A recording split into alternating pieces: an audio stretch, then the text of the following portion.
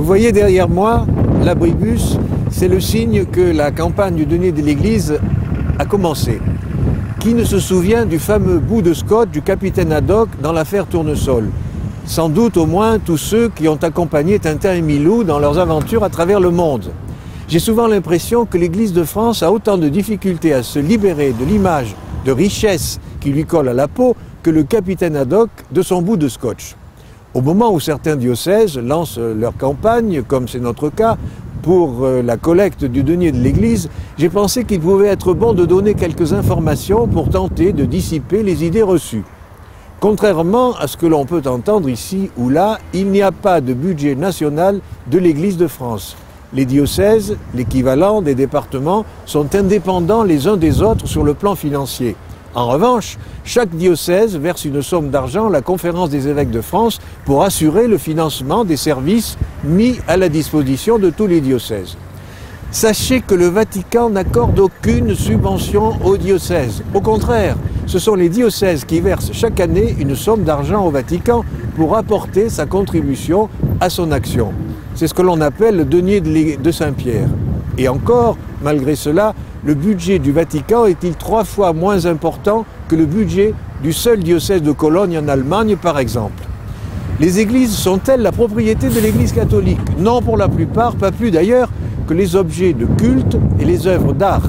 Les églises construites avant la séparation de l'Église et de l'État en 1905 sont propriété des communes qui ont la charge de leurs entretiens et les cathédrales sont propriété de l'État.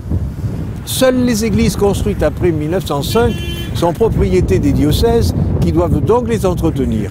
Et les presbytères sont, selon les cas, soit propriété des communes, soit propriété des diocèses. L'Église possède-t-elle des immeubles? Oui, dont la majorité sont au service de sa mission.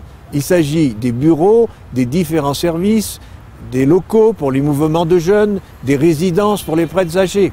Sachez que les congrégations religieuses sont propriétaires de leurs immeubles et non les diocèses.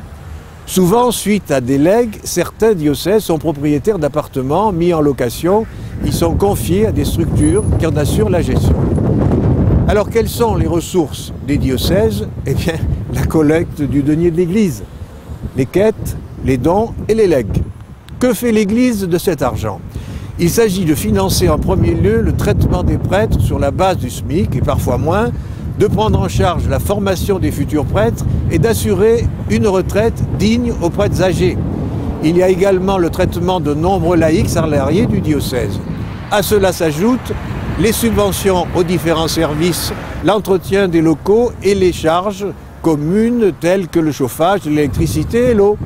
Sachez enfin que le compte des associations diocésaines sont obligatoirement soumis à un commissaire aux comptes assermenté qui veille à leur régularité.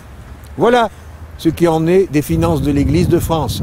J'espère que le bout de scotch s'est un peu décollé et qu'un jour, tout le monde prendra conscience que l'Église de France ne possède pas les bijoux de la Castafiore. Au revoir.